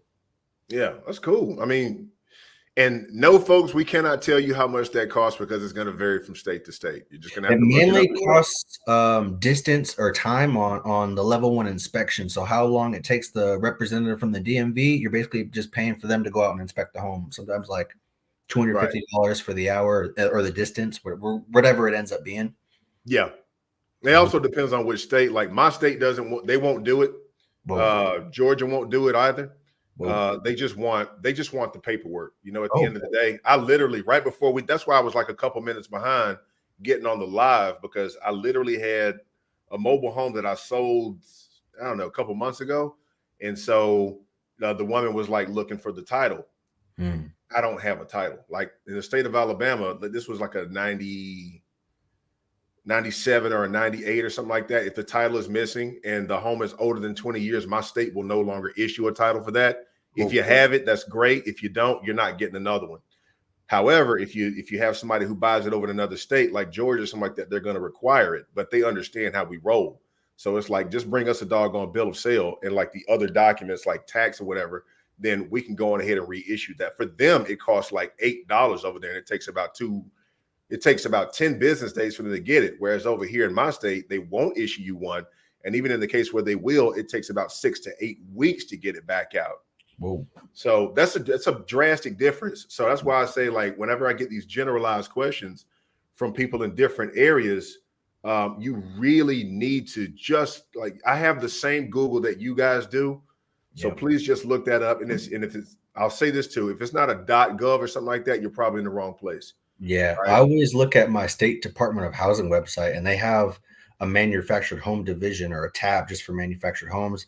And then in that tab, they have everything as well as all the laws and the statutes. And that's how I learned a lot of stuff originally, just reading through the laws and just kind of getting familiar with them. I spent maybe like 6 months just going through them and understanding them, going back and forth, rereading them, and just did it, as I was going on through the business, just while I was studying for my dealer's license. I technically didn't need it. Once I took my dealer's license, I realized all that wasn't necessary, but it was good to have because it came in handy almost every time I had to deal with a mobile home park that I got from an auction, and knowing the real ins and outs and knowing the rules and the laws a lot of times better than the park managers. There were so many times where, so for example, I get homes from the auction from say a sheriff's auction. So I don't have a lease agreement. So in people's lease agreement, they actually sign away their rights to have an easement or passageway to their personal property. So like when when people get evicted from the park, they still own the trailer. The title's theirs, right? But how the park does it is you sign away your rights in that lease agreement. So when you get evicted, you no longer have a right of easement or passageway to your personal property. You're now trespassing because you signed away those rights. So then at that point, the park can go ahead and file a 30-day abandoned vehicle, and then they can put a lien on it for the back lot rent. And then they can go ahead and auction off the home. That's how they get the homes back. Yeah. Now, since I get the homes from the auction, I don't have any lease agreement. So I still have my right of way to easement or passageway, even if I have to trespass on personal property to get, even if I trespass on private property to get to my personal property, it's like state law that everybody's allowed easement. Think if you parked your car in a parking garage and the parking garage closed, it's after hours, you can still get to your car. They're not going to not let you get to your car. Right. It's the same thing. It's a vehicle. Now it's just in the lease agreement, you sign away that right. And we don't even know that we have that right. Yeah. So when people sign their lease, they don't even know that that right is stripped away from them, or they sign it away. Yeah. That's how parks essentially repo homes or auction off homes that aren't theirs, but people lose them because of lot rent. But that's how the parks end up getting the titles back, is they sign away their rights, they evict them, they let them not trespass, and after 30 days, they file abandoned vehicle. And then with the abandoned vehicle, then they send it to auction. Yeah. So like just learning those intricacies, knowing that since I never signed a lease agreement, I have a right of way. So there was times where I went to, right after the auction, I went to the home. I want to go see it, right? I just bought it. I'm going to go take pictures and put it online. Hell yeah. So I would go and the park would be like, yo, some parks have gate attendants and people at the gate, and they're like, yo, what are you here for? Sign in, what's your name? You got to go to the office and talk to them. I don't have to do none of that, man. Yeah. I have personal property in here. It's mine. I don't have to do nothing. Yeah. Here's my little sheriff's slip. that says it, and they're like, "Oh no, you can't do that. You're trespassing. I'm gonna call the police." And I wait for somebody behind me to go around me and open up the gate, and I just go right through behind them, go to the house. Yeah. Park calls the cops on me for trespassing. The cops come, and I stand my ground, sitting in the parking lot, like, "What's up?" Just waiting. And the park manager talks to the police officer first because they called the police, and they're talking, trying to squash out their shit, trying to figure out how they're gonna get me.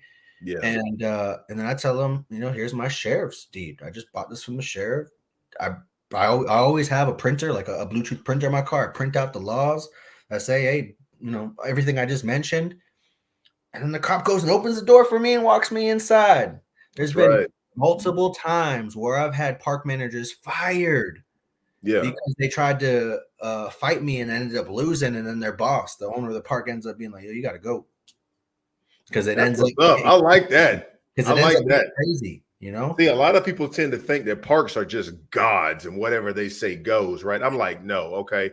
Let's look at the paperwork for what it is. Like, to be honest with you, I mean, just for instance, right? Some of these people are extremely scared of making waves. And I'm like, look, not everybody that you come into contact with in this space is going to have your best interest in mind. Okay. So you're going to have to be forceful about this stuff. Don't be an asshole, but be assertive and know your stuff when you walk in the door. So when you get to these doggone parks, number one, okay, there's nothing stating that you can't buy a mobile home from somebody. All right. There's nothing stating that you have to apply for the park to own the mobile home in that park. All right. When they mortgage this stuff out, do you think the bank is going to go apply for residents in the park? No, they're not. All right. You're storing personal property in there, just like what you said. I would just say be the iron fist and the velvet glove when you deal with these situations, because go in there, as long as you know your stuff, they can, they'll know what they can and can't get away with. And in the event that they do call the cops, understand your rights and what you have available to you when you go into those situations. I probably haven't had it as many times happen to me as you have, because you got a lot more experience than I do. But I have had that situation manifest. I've had people draw guns. I've had to kick off a couple dogs and stuff over the time being. I've had park managers park the maintenance man vehicle in front of my house so I couldn't hook up my semi-truck or dumpsters. Oh, he just parks in front of you trying to block you, huh? And I'm thinking, I have this huge semi-truck that moves houses. You don't think I can move a dumpster or a car? Yeah. Like, yeah. what? Show them a So thing. then I leave it there, especially when there's a car. I leave it there. And you're not supposed to park on the sidewalks because they're fire lanes, right? Yeah. So I'll wait like 30 days. This happened one time. That's how I got another park manager fired. This is funny. So he parked this van in front of the house. So I'm like, oh, nice. This is a free car. And he's like, what? And I'm like, what do you mean? That's my maintenance manager's van. I'm like, yeah. Came back 30 days later. I filed an abandoned title on it. I took pictures and say this car has been parked illegally on the sidewalk in a fire lane for 30 days. Filed an abandoned title. They never responded to the correspondence from the DMV. The DMV gave me a title for the car, and I drove off. Sick. Well, you go, boy. And the park was like, oh, you stole the car. I was like, I got the title and the keys right here, man. Hell yeah. I like that. Abandoned in a fire lane. To work on this. Yeah. I like that. I like that. I was like, what do you think happened? You left the vehicle abandoned in a fire lane, fool. Like, come on. Thanks for the asset. Yeah. Yeah. New company car. We're going to go ahead and do something real big and stuff. We're going to go out and eat off your dime. I like that, I put car magnets on it right away. I said, we buy mobile homes. He was so mad. Yeah. I think some of these people just have so much power over people for so long that they think that they can't be defeated. And they can tell people what to do. Back to something that you said, talking about moving a mobile home out of a park and stuff can be difficult. Dude, I have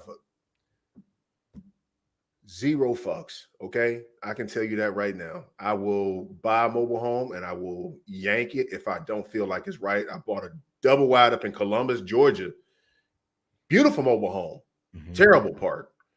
Yeah. Have no problem yanking it. I bought it. It's mine. When you own it, you can do what you want to do with it. And what sense does that make, me selling you a car and telling you where you can drive? Right. Mobile home parks only have so much. They can tell you what to do in terms of rules and stuff like that. They can kick you out on certain things, not paying lot rent, everything. They cannot tell you what to do with your own property, folks. That's only if you sign a lease agreement. If you don't sign a lease agreement, a lot of times I'll get storage agreements. If I don't, I'll get a storage agreement where you're just storing my vehicle. I'm not a Yeah. resident here. I'm not paying water. I'm not paying trash. I'm not paying sewer. I'm not paying for amenities. I'm not paying for the lights and the walkways. I'm not paying Yeah. for the tennis court to get leaf blower and raked. I'm not none of that. I'm Yeah. just storing my vehicle here. Yeah, that's it. That's all you're doing. It's a storage fee. And that's how people get around that. A lot of people don't know about that, and they really should know about it. Especially like when you go in there and you buy one and the park has no idea that you did it. Shoot them a letter. Hey, this mobile home is now owned by, ABC Realty or whatever the heck. We're going to do X, Y, and Z to it. Get somebody qualified into this place. That should be the extent of your concern right there, that we're going to make this place either profitable by getting somebody who meshes with the community, or we're just going to take it. That's it. Like, there's literally nothing you can do at that point, especially if no lease has been signed. Yeah, and there's been times where the office closed on Friday, 4:00. We showed up at 4:30, and by Monday when the office opened back up, the house was gone. A lot of times actually. That's hey man. I can tell you, it can happen just like that. You got your own truck, you can be a dangerous dude, man. There you are. So D Stuff says, are you talking about after you buy a tax lien on the mobile home? Yep, absolutely. Yeah. And even landlord liens, which are the evictions. But sometimes you gotta really read the fine print on the landlord lien auctions. They post them in the newspapers and stuff like that, and they have to post all the rules of the auction before you bid. So you got to read the fine print of the auction, because sometimes they'll say that you have to submit a lease application and pay a lease, or sometimes they say you have to pay a down payment before you can bid. Yeah. So you just got to read those kind of things and just make sure that you know everything that's going on. Yeah. How often do they out my way? Are you talking about like tax liens and stuff, like from the county, or just like police auctions or whatever? Well, we have tax liens from the county, but that's for real property. We have a separate tax lien from the sheriff for, it's almost like a police impound auction. Yeah, yeah. But it's for the personal property taxes on the mobile homes. They do the same. They also sell like condos and townhouses because they don't have real estate. It's just the structure. So like condos, townhouses, mobile homes will all get sold at the police auction for people who don't pay their personal property taxes. Savage. That's good. Or sheriff auction. It's a sheriff, not police. I'm sorry, sheriff. But yeah. That's what's up. And you also said offer up too, huh? I never thought about that as an avenue to get mobile homes. I didn't know how big that was. I sell a lot of my mobile homes. It's either on OfferUp or Facebook is where I sell them all. I get a lot of cash buyers, especially the Mexican cash buyers on OfferUp. Oh yeah, okay, that's something good to know right there. I might start playing around with that just off your suggestion. I had no idea about that. So let me see. Ren, hello, what's up? Good to have you here. She's out there flipping in Washington. Ooh. So yeah, man. I look forward to it. I know that recently you reached out to myself and a few other people, and not going to get into too many details about that because I know you want to go on ahead and get the details and stuff out there a little bit further as best that you got everything put together. So just I think in the future though, opportunities to we could really be dangerous. Like my hand right here, all right, I can slap really hard with this thing, but all my fingers together can make a really strong fist. So the reason why I say that is a lot of us are going to be able to do some really amazing things individually, but you just have no idea how strong you could be together. So I think there's going to be some group investment opportunities here in the future. Very glad to make this connection with you. If there's anything else that you want to just include or something like that, just what would you say to anybody who's looking to get into it? Maybe they've got analysis paralysis. Yep. What would you say? I would say just don't rush it. Don't think that all this has to happen right away. This is something that I'm on year 2014. I'm on year number, was that 8? That time goes by in an instant. So if you're still in your first or second year, just stick with it. Just let time do what it does and just let it build the momentum that it builds. Just keep growing, keep learning, keep evolving, keep finding different ways to serve your marketplace and your community. Yeah. And as long as you focus on those things, how can I bring value? How can I serve the the demand or the people in the community, whether it's the park manager side or it's the buyers, the sellers, or the movers, or whichever side of the puzzle you want to come at it from, just find a way that you can provide or be of service to the marketplace, to the community, and you'll always be okay. And just continue to grow, continue to learn, continue to build relationships, and just give it time. Just give it time. There's no rush. No, there's no like shot clock that says, "Hey man, you got to wholesale your first 10 homes right now and make or else." Just give it time. Be patient. Don't give up. Life is gonna happen, as life always does. There's gonna be ups and downs. There's gonna be personal stuff. It's gonna be business. Just keep going. Just keep going. That's what's up, man. Hell yeah.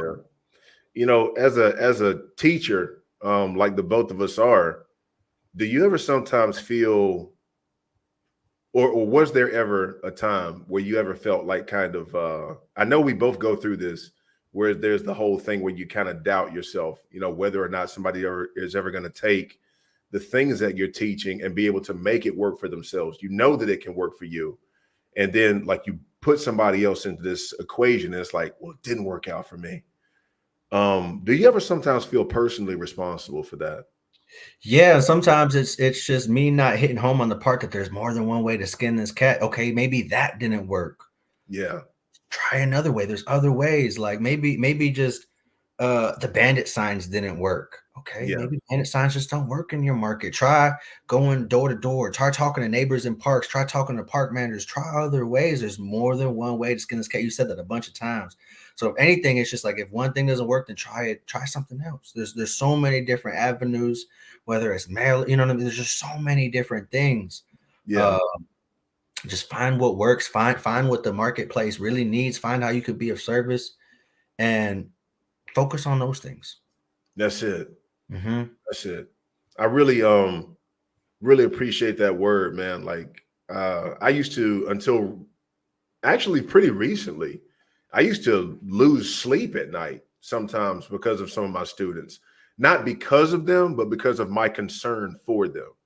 Right? Like when somebody gets in there and they're really motivated and they've they've been putting in work for a month or 2 months or something like that, and they don't get anything. Me, all right, my origin story has been told 100 times already. All right. To just summarize, okay, I was broke. I got my first mobile home under contract for $1.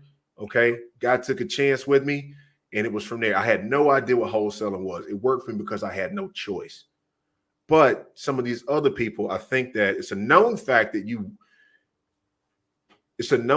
people try less hard at their plan A if they know that they have a plan B. So I can't really take it as much fault onto myself if somebody doesn't get it within the first month. But I'll tell you something, man, just doing this over the short time that I have, which I've only been teaching people for maybe about a year and a half now. And some of the people who I never thought would be powerful wound up being the same people that I initially counted out. So, and I tell them that all the time. I don't even hide it from them. I'm like, man, dude, when we first got on the phone, I had no idea that you would be where you're at right now based off of how you were when you came to me. But I'm so glad to see the transformation. Yes. So just like what you were talking about, man, folks, sometimes it just takes time. For me, I was hungry for it. I had no fear. Okay. I couldn't have fear. Sometimes you don't know how strong you can be until you have no choice in order to be strong.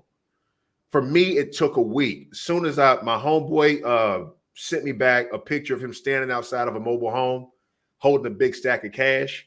And all I know is I took pictures of this thing. All right. It had like so much cat shit in there. Okay. And piss all over the place. Just a wading pool. When you walk into somebody's house and there's a wading pool that they're using as a kitty litter box and it's full and it's everywhere else. Okay. And they still got rid of that mobile home.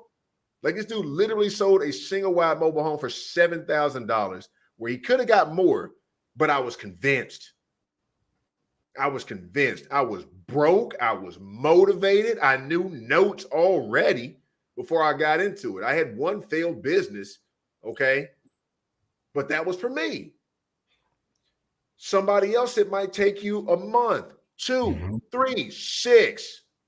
I've seen students try 1, 2, 3 months, life Yeah, happens, and then a year passes and they come back. They be like, man, I took some time off, had some family stuff, and now I've come back to the program after a year, and they yeah. hit the ground running. Like they got to brush up on stuff, but they it just don't give up. You know what I mean? You guys got these skill sets. You got to have the information here.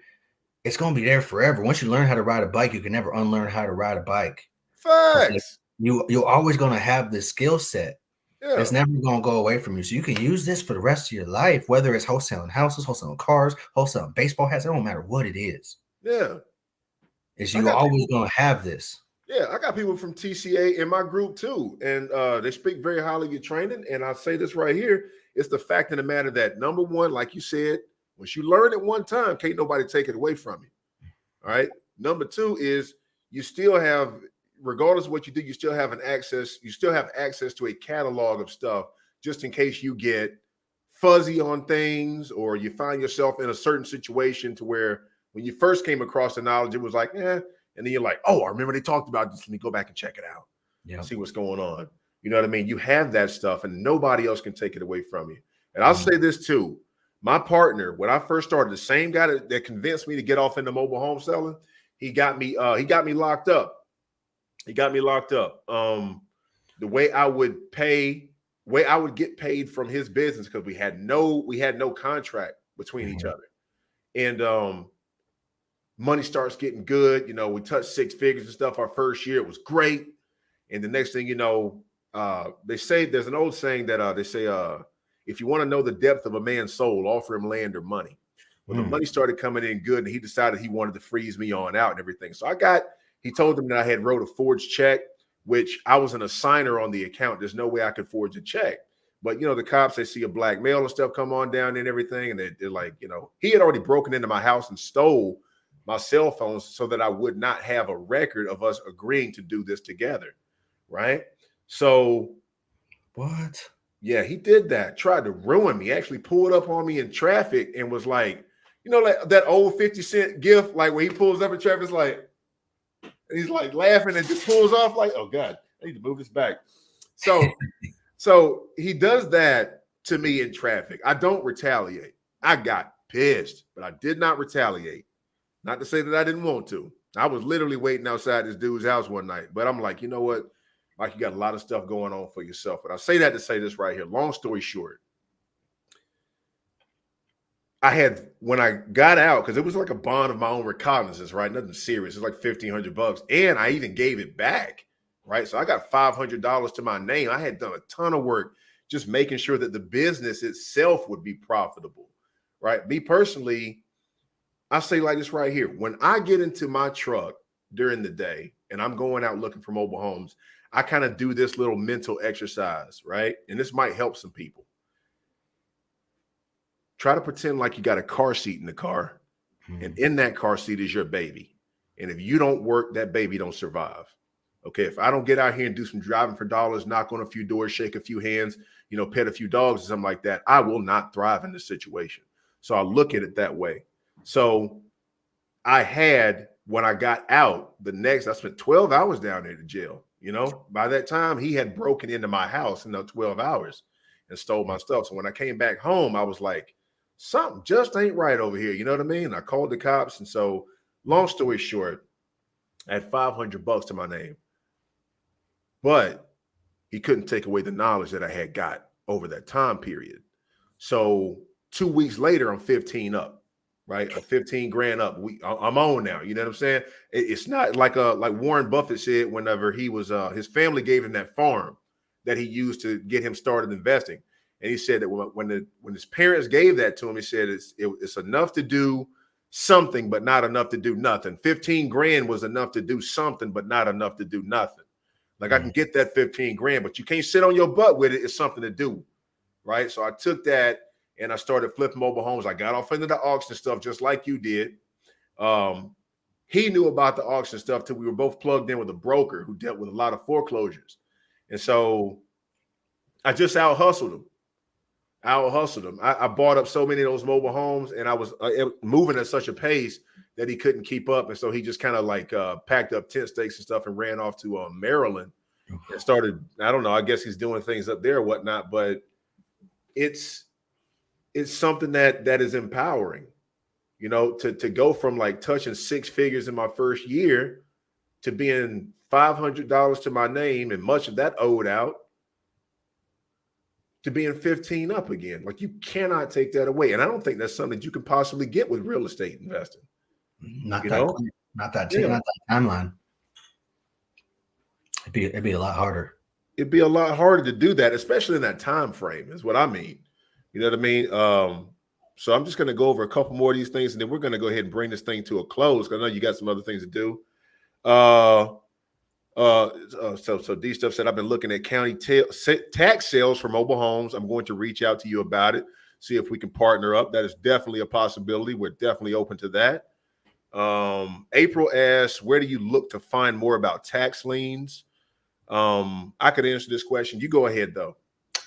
For the mobile homes in our counties here in Arizona, it's the sheriff. The sheriff has a civil services office. Yeah. And then in that civil services office, that's where they do their personal property auctions. I mean, the personal property tax auctions, the HOA auctions, and the trustee auctions. Yeah. Yeah. That's what's up. Now it might work a little bit differently in different states and stuff too. I have a old high school friend of mine that works in the tax collection office downtown.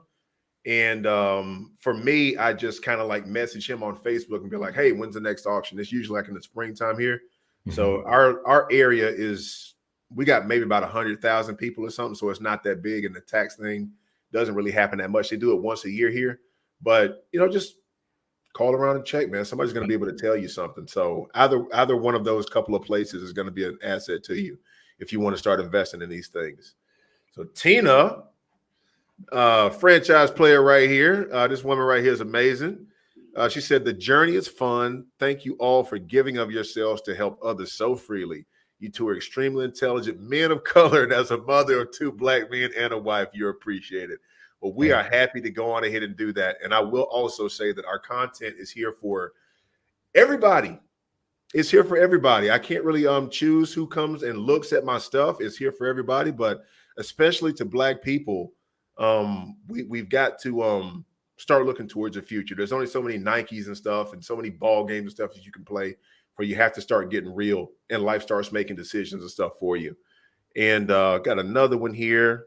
Just tuning in. Do y'all recommend window heat pumps instead of the expensive ductless splits in HVAC? 100%. And mainly for the reason is the ducting, the extent, like the central cooling, you're cooling the entire house. And states like Arizona, where it gets 120 degrees, takes a long time to cool down a house to 70 degrees. But if you're just in one room, yeah, you can freeze that room up, close the door, and save hundreds on your electric bill every month. There's mobile homes out here that have $800 a month electric bills in the summertime that have central. Jesus Christ, I couldn't believe it. Because they're trying to cool down the entire house instead of just the one little room that they're in.